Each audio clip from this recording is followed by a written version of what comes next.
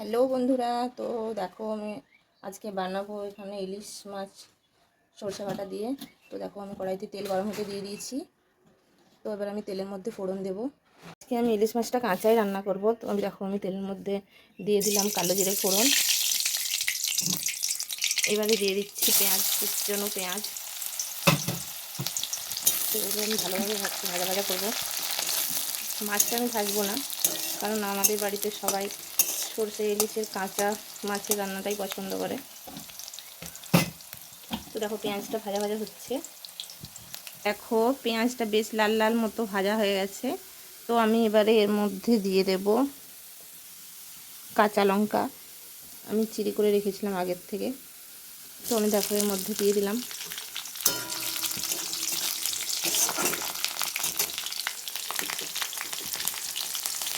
এর মধ্যে আমি দিয়ে দেব টমেটো।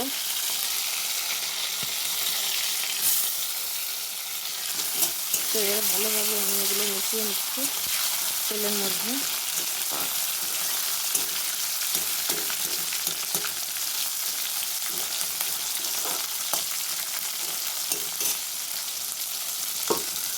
দেখো আমি তেলের মধ্যে দিয়ে দিচ্ছি পরিমাণ মতো হলুদের গুঁড়ো। আমি মাছটাতে হলুদ গুঁড়ো দিইনি, একবারে আমি রান্নাটার মধ্যেই ব্যবহার করছি। আর দিয়ে দিচ্ছি একটু লঙ্কার গুঁড়ো। তো এবার আমি এগুলো ভালো মতো করে মিশিয়ে নিচ্ছি।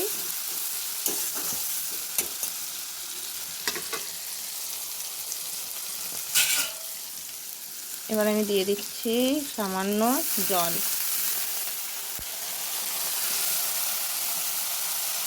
এই যে দেখো আমি আগের থেকে সরষেটা বেটে রেখেছিলাম।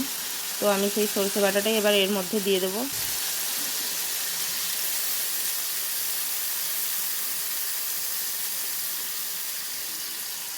দেখতেই পাচ্ছ খুব ভালো মতো এটা ফুটতে শুরু করে গেছে। আমি এর মধ্যে এবার দিয়ে দেবো লবণ। তো দিয়ে দিলাম লবণ। তো এটা ভালোভাবে ফুটছে। আমি এবার এর মধ্যে দিয়ে দেবো আগের থেকে ভালো মতো ধুয়ে রাখা ইলিশ মাছগুলো। দেখো ইলিশ মাছগুলো দিয়ে দিয়েছি আমি এর মধ্যে। তারপর এটা ফুটতে শুরু করেছে। আমি এবার একটু ঢেকে দেব। তো দেখো খুব সুন্দর ফুটছে। তো এবার আমি একটু নামাবার প্রায় সময় হয়ে এসেছে, আমি নামিয়ে নেব। তো তার আগে আমি এটার মধ্যে দিয়ে দিচ্ছি ধনেপাতা কুচি।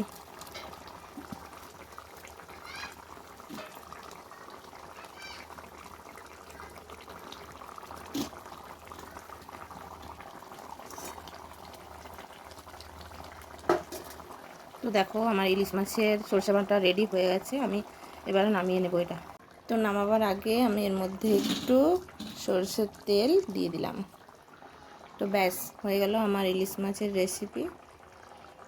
তো ইলিশ মাছের রেসিপিটা কেমন লাগলো এবার আমি গরম ভাতের সাথে এটা পরিবেশন করে দেব। তো দেখতে পাচ্ছ খুবই সুন্দর হয়েছে, আর গন্ধটাও খুব সুন্দর উঠেছে। আর লোভ সামলানো যাচ্ছে না, মনে হয় কখন খাবো। তো তোমরা ওইভাবে বাড়িতে বানিয়ে ফেলবে। টাটা।